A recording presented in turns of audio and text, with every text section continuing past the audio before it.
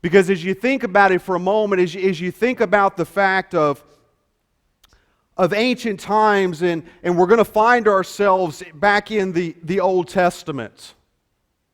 I often hear that jokingly called the clean side of our Bible, because we spend so much time in the New Testament.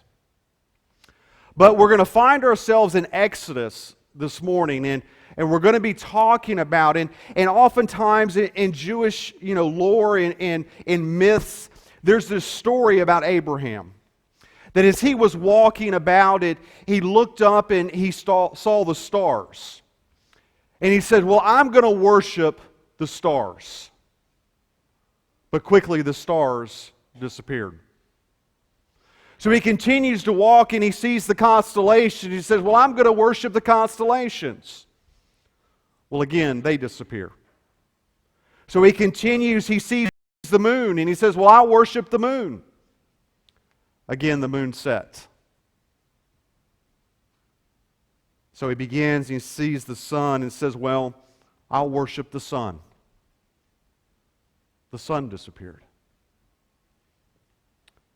Finally, he realizes and understands that the stars and the constellations, the moon and the sun all disappear. And he says, I will worship God, for He never disappears. He is always with us. Oftentimes, as we think about, there's this history, this understanding, as you go back and you study things. And I found this article, and I read this article that talked about old laws that are still on the books today.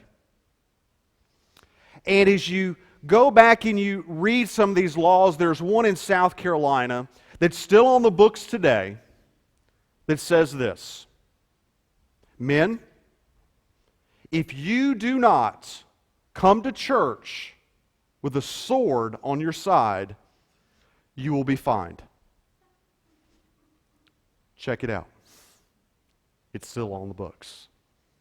Here in North Carolina, there's a law that says if you tie your horse up in front of the Capitol, you'll go to jail. It's still on the books today. You see, there's also a law in New York that says if you sneeze in public, you'll be arrested. Now, you might be thinking, as I was reading these things, that at one point, all those laws made sense. They had a purpose, they had a meaning to what was going on. The one in New York, as you think about when that law was written, why it was important, why that law was in place, is because it was written in 1918. And in 1918, there was a world epidemic of the flu. And more people died in the world during that time of the flu than all of those lost in World War I. But the law is still on the books. But you see, far too often for us as believers, I think we come to a point where we think God's laws are out of date. But can I tell you something? They're still on the books. When we think about God's laws, we think about the Ten Commandments specifically. We think they're archaic, they're out of date, they don't matter anymore. But see, God tells us differently. Because as we go back into Exodus, as we go back into Exodus chapter 20 and we find God's laws, we find those commandments, we find what God writes. He writes this. He says, and God spoke all these words, saying, I am the Lord your God, who have brought you out of the land of Egypt, out of the house of bondage.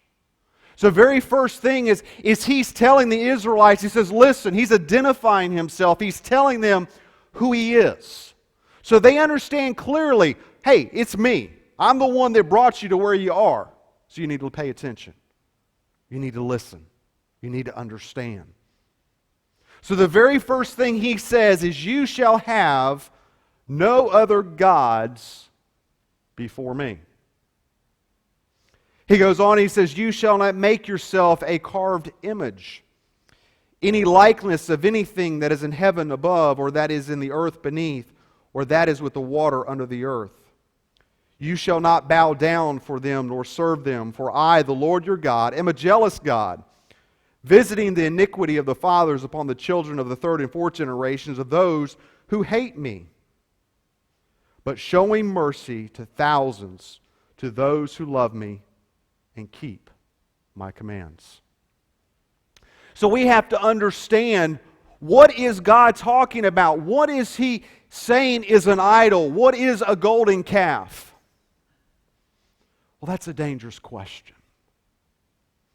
Because simply put, a golden calf, an idol, is anything we put before God. Anything we put before God.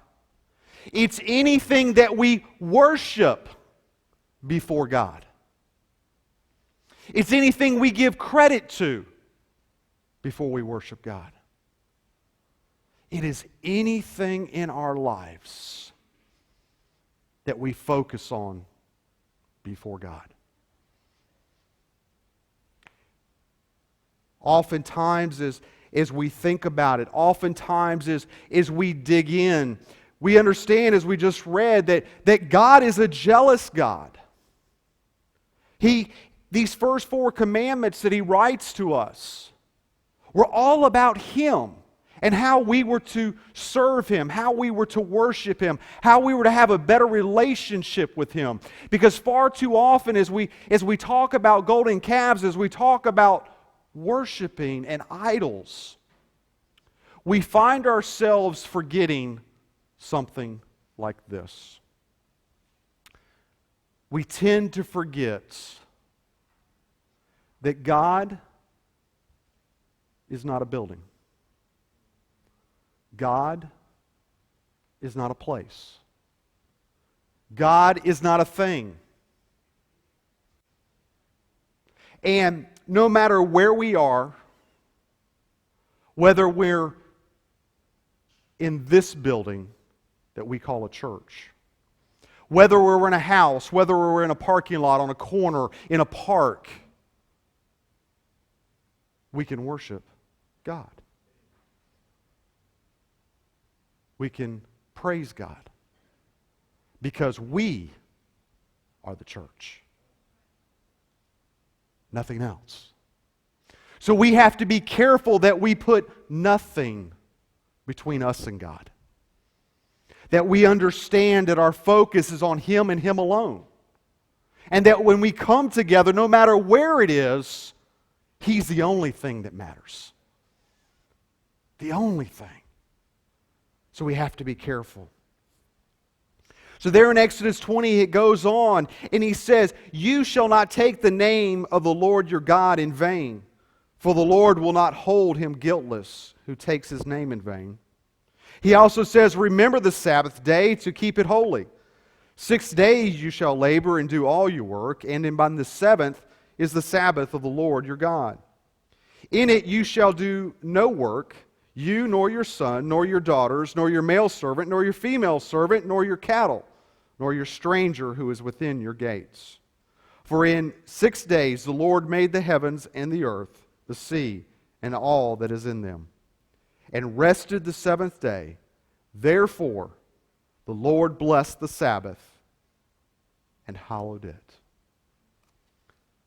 So again, we need to understand that those first 4 commands were all about our relationship with God and how He wanted us to worship Him, how He wanted us to serve Him. But you see, as I said earlier, part of our problem, part of our misgivings that we have is we've forgotten that second commandment.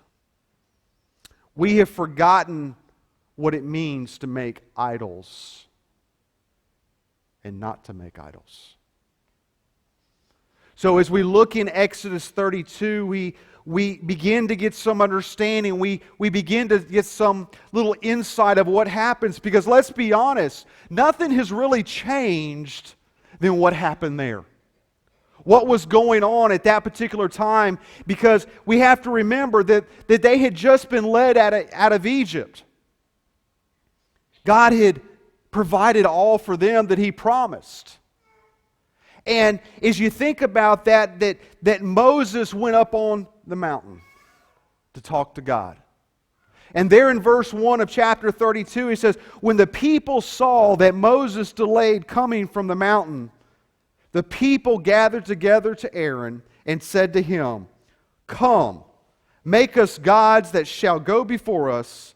For as for this Moses, the man who brought us up out of the land of Egypt, we do not know what has become of him.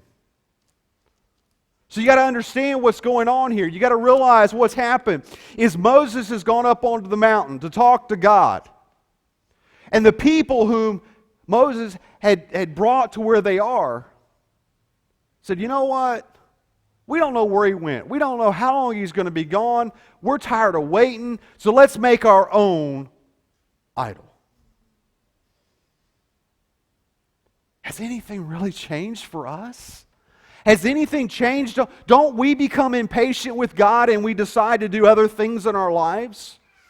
Isn't the same thing happening with us each and every day as we go through our lives? How many things do we do each day without any consequence, without any thought to God Himself? Because everything we are, everything that we do sometimes through our days is all about us. But again, he goes on and he writes, beginning there in that second verse, and he says, and Aaron said to them, break off the golden earrings which are in the ears of your wives, your sons, and your daughters, and bring them to me. So all the people broke off their golden earrings which were there in the ears, and brought them to Aaron. And he received the gold from their hand, and he fashioned it with an engraved tool, and made a molten calf. Then he said, this is your God, O Israel, that brought you out of the land of Egypt. So when Aaron saw it, he built an altar before it, and Aaron made a proclamation and said, tomorrow is a feast to the Lord. So how often in our lives do we take things that are surrounding us and we say, it's not enough? Because oftentimes we continue to raise that bar of what enough is. And we continue to take things around us and put those things in place of God. Oh, how many times in our lives, how many things in our lives are not of God that we worship? Because, we have to realize and understand, as we talked about the definition of what is a golden calf, what is an idol, and we said anything that's before God. Oh, the list is dangerous. Because it could be sports. It could be television. It could be the pursuit of a job. Happiness. Money. All those things in our lives that we deal with. All those things that we put before God. The reason that we as a society, the reason why we as a nation are where we are today is because we have too many idols. We have too many golden calves in our lives. We've taken those earrings of our lives and we've molded and made our own idol of life. Because we've chosen not to do things. God commands that there is a day called the Sabbath. That it belongs to the Lord and it's holy. But how often do we take that Sabbath for granted? Because we have idols in our lives that take away from what is God's. So we have to be careful. He goes on and he writes and says, then they rose early on the next day, offered burnt offerings and brought peace offerings, and the people sat down to eat and drink and rose up to play.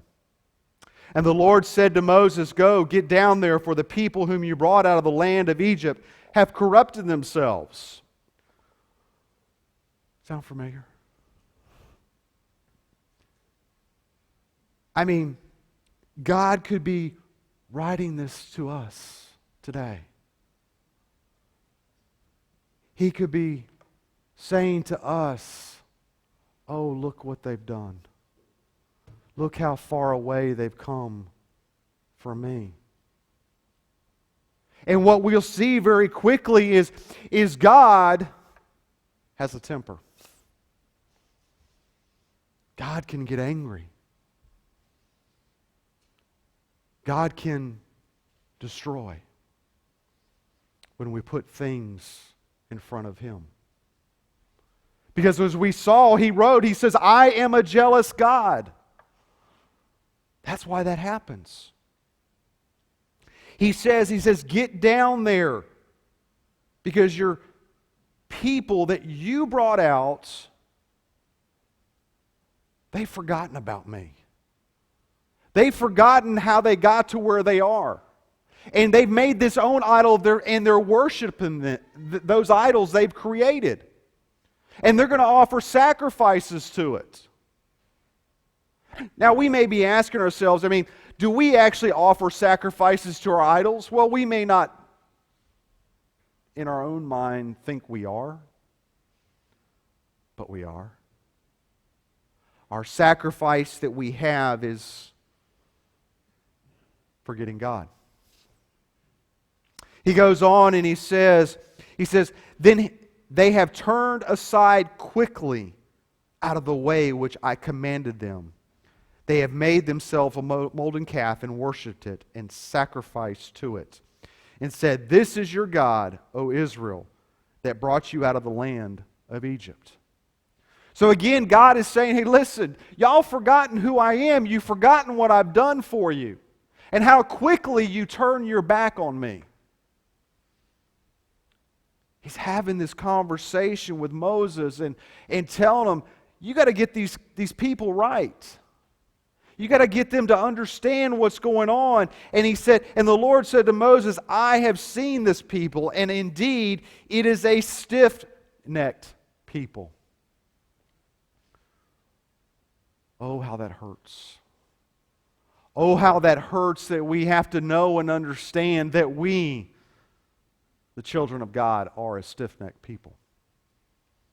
That we forget to realize and understand exactly who God is, what He sacrificed for us, and what He's done for us, and how quickly we will turn our back on Him. So he says, God says there to Moses, now therefore let me alone, that my wrath may burn hot against them, and I may consume them, and I will make you a great nation. I don't know about you, but that scares me. That scares me, because what stops God from saying, you know what? What's changed? What's changed since I spoke to the Israelites? Honestly, nothing. Because, the funny thing about God's Word is you read it, especially in the Old Testament. It's where God provides, His children are thankful, then His children fall away, God gets angry, and His children repent. And then the cycle starts all over again. That's what the Old Testament is all about. Story after story after story. Time after time after time. The same thing continues to happen. And guess what? We're still doing the same thing today. Nothing's changed. So God is angry. God is talking to Moses, and he said, listen, let me take care of them, because these stiff-necked people aren't listening, so I'm going to take care of them so we can start over. That's what he's saying. But then it goes on. He says, then Moses pleaded with the Lord his God and said, Lord, why does your wrath burn hot against your people, whom you have brought out of the land of Egypt with great power and with a mighty hand? Why should the Egyptians speak and say, he brought them out to harm them, to kill them in the mountains, and to consume them from the face of the earth? Turn from your fierce wrath and relent from the harm to your people. Remember Abraham, Isaac, and Israel, your servants, to whom you swore by your own self, and said to them, I will multiply your descendants as the stars of heaven, and all this land that I have spoken of I give to your descendants, and they shall inherit it forever. So the Lord relented from the harm which he had, and he would do it to his people. So the lesson that we're learning there, the lesson that we see in this conversation between God and Moses, is Moses prayed and begged God for mercy. He begged him that he wouldn't show his wrath on the Israelites. So he shows us several things. One, he shows us the power of the petition. He shows us the power of the petition of prayer that we have with God. It shows us that we can move mountains through prayer, if only we would have the faith of a mustard seed. It's this powerful argument of understanding that in the society that we live in, that the only way that we're going to spare ourselves, the only way we're going to spare this nation and this world that we live in, is through intercession. It's through prayer. And the only way we can do that is, as Moses reminds us, is we've got to get back to God. We've got to destroy our golden calves. We've got to destroy our idols that we have in our lives. We've got to stop focusing on those things in life that are not of God. Because again, as we talk about, as we understand the things in our lives, those idols, those calves, those things that we put before God, it can be even ourselves that we put in front of God. We can make ourselves an idol, build ourselves up, and what we want, what we care about, those things that are important to us. Now, God doesn't say that He doesn't want us to have means. He doesn't want us to have stuff. But He reminds us that that stuff can't come in front of Him. That we've got to be willing to lay it down to follow Him. Because I read this story once that talked about stuff and the willingness to serve God no matter what. And it was this story of this couple who believed God was telling them with all their heart that they wanted them to be obedient and to follow God to the mission field. And as this couple began to pray, they had no idea where they were going to go, had no idea when they were going to go, or what they were going to be doing. But they decided, they understood, you know what, that nothing in our lives matters more than serving God. Nothing we have is more important than serving God. So they made the decision to put their house on the market. Their house sold very quickly. They sold all the stuff in the house. Now keep in mind at this point, they still had not heard from God. They were now without stuff and without a home. And the day of the closing, as they were walking out, they get a phone call from the International Mission Board saying, "Are you ready to leave for the mission field?" God's timing is perfect. God's timing is always with us. We may not know it, we may not understand it, we may not like it, but His timing is perfect. When we focus on God, when we get rid of the things between us and God, God will always provide for us each and every day. But one of the things that we have to remember, one of the things that we have to understand